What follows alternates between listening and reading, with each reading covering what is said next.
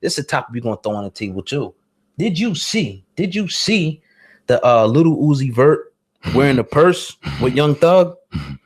Did you see that? I seen it. All right, we get to that. We'll get to that. We'll get to that. Write that motherfucker down. We'll definitely let's make that a topic in itself. But yeah, like you were talking about when it comes. Yes, sir, but yeah, speaking of this, man, I gotta pull this up on the screen to show the people right now, man. We were just talking about this little Uzi, man, and it's a shame, man.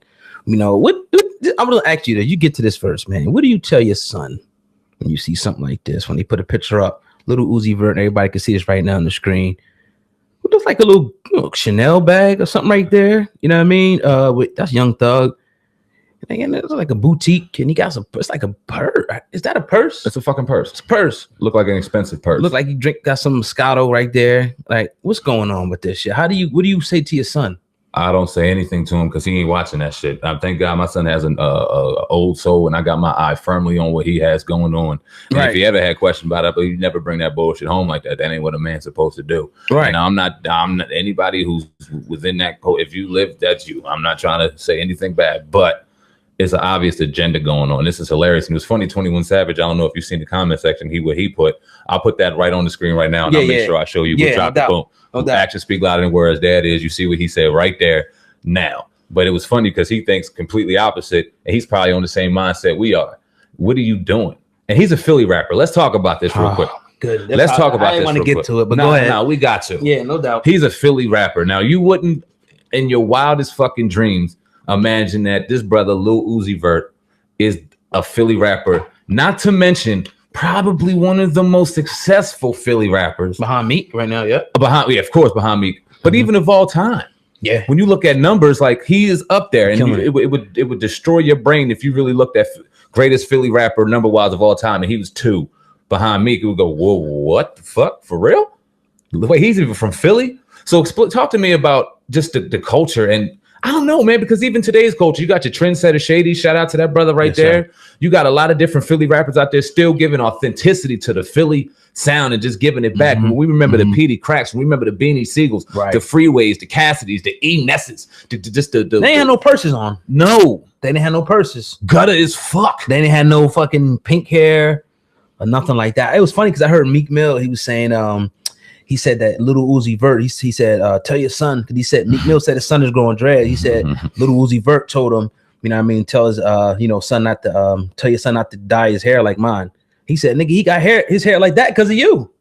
So now, is it the same way with the purses? So I don't, like, you can't, this is something you can't, like, I would like to hear what little Uzi Vert would say about this. Just, you can't, there's nothing you could really say about this to kind of brush it off and say, oh, it's just a fashion statement. He was just trying to get a reaction. No, you can't do shit like that, man, because like, what message are you giving? You telling men that it's cool to wear purses, that it's cool to put dresses on? It's not cool. You know what I mean? It's, you sending a mixed signal, you know, to the kids. So, I mean, we got to speak out about that type of shit. All right. So I'm going. All right. So because you said that, it's a great segue to what I'm about to say, because you know the conspiracy theorists are going to go bananas in both my section and your comment section on both platforms in regards to the Illuminati and all that shit. Now, do you think that this is a setup by the higher up to make them feminize the black culture and feminize women and femininity? Because you're basically saying it right now. So is it agenda on from a higher perspective? Are they doing it against their will? Even when it comes to, and let me finish real quick. Even when it comes to him telling Meek Mill's son, don't do what I do right now. Do you think that he's sitting here doing things against his will? Would you go with the conspiracy theorists in this argument? Yeah, talk about I you know, to a certain extent, that type of stuff may be true with certain things, but you can't tell me somebody saying, look, you got to go on Instagram and wear a purse. Come on, man. Like these dudes, I think these dudes, this is my opinion. Of course, I don't actually know, but I think that these dudes are doing it because they want to do it. They may be doing it, you know what I mean, for publicity. They may just be touched. They may just be, you know what I mean? They may just, you know, be into that lifestyle. If that's what you do, that's what you do. You know what I mean? I'm not, you know, coming down on nobody, nothing like that. That's your preference to be with men and women. That's your thing. That's just not what I do. But you know what I mean? You know, it's you can't explain your way out of that, man. It's disrespectful.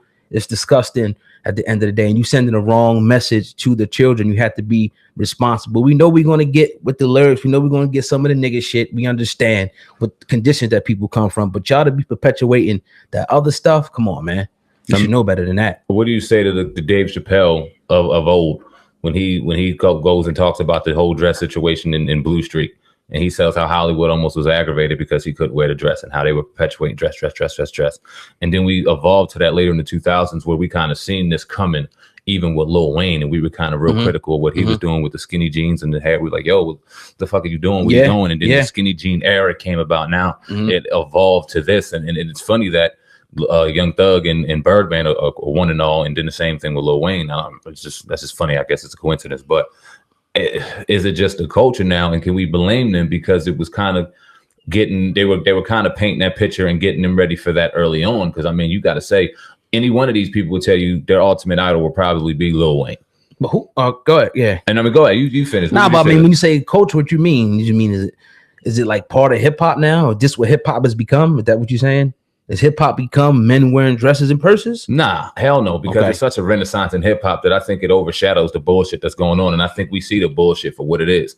When you have artists like I said, Royce da 5'9" that can come out with a new album, but even just to talk about some of the younger cats, your Chance the Rappers, your Vic Menses, your Dave East, your Joyner Lucas, your Logics, your the list goes on, and just real dope talent. And we're not even talking about the Drakes and the Kendrick Lamars and the Coles of the world, and then various other rappers out there. I apologize if I'm Meek Mill. You know what I mean? Just the multitude of different kind of talent and the talent pool we have going on right now. Not to mention the people rising up and coming. Hip hop, I think that hip hop's going to be on the verge of a real good renaissance coming real soon. And this bullshit will be overshadowed. But we have to bring it up. It has to be discussed on why it's still being perpetuated at such a rapid pace.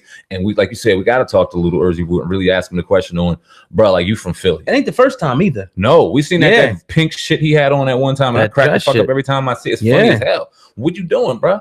And you don't, I mean, he's hanging out with hard people. You from Philly, man. And I'm not, if that's you, that's you. I'm not trying to say, but come out and say that so we can stop talking about this shit. We talking for people like, I guarantee you, like the people, like, I don't want to say their names, you know what I mean? But people that's rapper friends of him that might be from Philly, I guarantee they ain't really filming that shit, but they probably never come out in public, and they shouldn't. I don't think in the private, they should be like, yo, dog, you tripping, but just because how you have influence on my son, like Meek Mill said, you know, to want to get his hair red, you might have influence on, you know, millions of other people or thousands of other people to think it's cool to put a purse on, man. Now, do you think that do you think that these conversations are happening amongst to Lil Uzi Vert? Do you think these kind of conversations are happening to the rappers? They kind of putting him and taking him behind closed doors and saying, yo, what the fuck you doing? I mean, but even it explains to the culture, because let's talk about Lil Uzi Vert. Yeah, he's doing it. Young Thug, yeah, he's doing it. But your little pumps and all your other weirdos, they doing that weirdo shit too. So is it just a cultural thing? Is it just I mean, even Tekashi to a certain degree. Yeah. You know what I mean? Is it just it's not just black. It's not just black boys doing it. It's a cultural thing. Yeah. Where you see their hair colored, they knit, their fingernails painted, just that weirdo shit that we don't agree to going on. Is it more so a cultural thing than something being perpetuated? My thing is, where does it stop? Right. Like, are you going to just turn into a woman? Like, are you going, like, where does it stop? So it's just like, it's a reason why men are men and women are women. You know what I mean? I just, you know, come on, man. We ain't got to get too deep into that. It's just, you know, let's just go back. Hip hop, this is what hip hop was supposed to be about. I guarantee you the founders of hip hop, you know, the people who, you know, did the bippity bop and started it, you know what I mean? It was initially started, you know what I mean, to be upliftment for the people. Just even before hip hop, just music in general, just singing and different blues and stuff and all that stuff that came, it was supposed to be uplifting for people that was in a, you know, a down mood. You know what I mean? So, you know, it's powerful. It's a powerful weapon. And these people now, it's a session we even got to do on this, a topic, you know, one day that we should do. Are the rappers like the new politicians? Right. And it's like, really, they are. You look at these dudes got 10 million followers, 11 million, 5 million, some people 50 million. And when they tweet something now, people actually listen and people are actually watching, you know what I mean, and emulating everything that these people do. People want to be these people. People want to be Lil Uzi. We seen Meek Mill in jail, and now he's changing prison reform out here. His story became a national topic. He's a rapper from Philly, and he even alluded to that, like, I'm a rapper from Philly. It's crazy how this is going on. But let me go back to one thing that I wanted to highlight on one of the points you made. You said some of the pioneers in hip hop. What would they say to this conversation? Now, what do you say? And I have to bring it up to a KRS-One. Right. Now, I mean, a pioneer in hip hop, one of the greatest hip hop, you know what I mean, artists of all time, pioneer in hip hop, no doubt, to basically still promote an African Bombada. in that situation. And we don't got to dive into it, but him basically saying that you protect yours, you protect what's yours. What would he say to a Lil Uzi Vert right now, in your opinion? So you asked me what would KRS say? What would KRS responses be to this situation that's right now? A good point you made, because you said that KRS, he did. I did hear him come out and support, Africa Bambaataa. Now there's been a lot of allegations against Africa Bambaataa, and I followed it, a little bit, back in the past, and it appears like, I wasn't there, you know what I mean, and right now he hasn't been in court for none of that I know of. But if that is true, and KRS-One was to stand behind him, I think that's disgusting. If those allegations are true about Africa and Bambaataa, I mean, I can't roll with that, and I don't know what KRS-One would say to the Lil Uzi Vert, but I think he should, definitely be reprimanded. You know what I mean? He has to. Somebody, I mean, your Rakims of the world and whoever else. Right. We're not just saying KRS-One is the all end all be all. I just wanted to bring that up for I knew it was coming. When I said it, I already knew. Hell yeah, but I'm just I don't. It's somebody has to G-check these motherfuckers and just kind of be in their ear, because he is one of the voices of the young people right now. Whether you listen to him or not, whether I listen to him or not, they're listening to him, and they're the foundation of our future.